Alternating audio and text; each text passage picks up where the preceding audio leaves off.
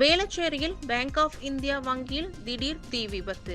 3 தீயணைப்பு வாகனத்தில் வந்த வீரர்கள் புகையை வெளியேற்றிய பின்னர் தீயை அணைத்தனர். சென்னை வேளச்சேரி தண்டீஸ்வரன் சாலையில் இயங்கி வந்த பேங்க் ஆஃப் இந்தியாவில் இரவு 8:30 மணியளவில் உள்ளே இருந்து புகை வெளியேறியது. அங்கு காவலாளிகள் அளித்த தகவலின் பேரில் வங்கியின் உயர் அதிகாரிகள் தீயணைப்பு துறையினருக்கு தகவல் அளித்தனர். அதன் பேரில் திருவான்மியூர், கிண்டி, அசோக் பில்லர் ஆகிய 3 நிலையங்களில் இருந்து வாகனங்களில் வந்த தீயணைப்பு வீரர்கள் தீயை அணைக்க முயன்றனர்.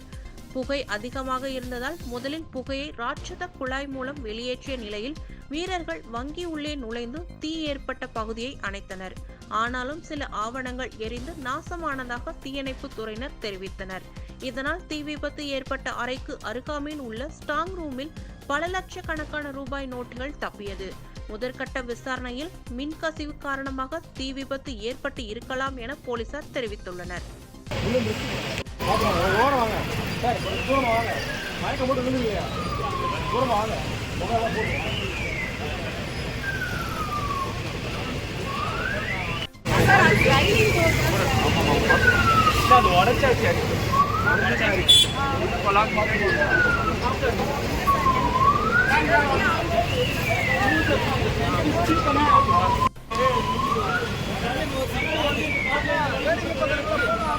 ஆமா